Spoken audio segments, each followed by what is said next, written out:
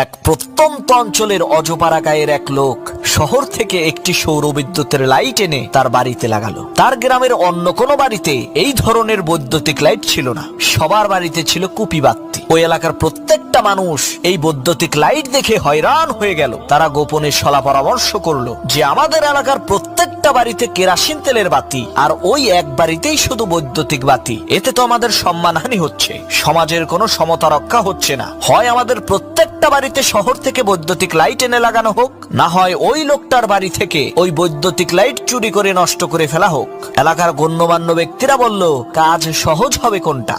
সকলেই বলল, আমরা যদি সবাই বৈদ্যুতিক লাইট লাগাতে চাই তাহলে আমাদের টাকা পয়সা খরচ হবে, আর যদি তার লাইটটাই নষ্ট করে দেই তাহলে তো আমাদের পয়সা করে খরচ হবে না। এলাকার মাতব্বর বলল, ঠিক আছে, তাহলে তার লাইটটাই নষ্ট করে ফেলো। সুন্দর করে দিল।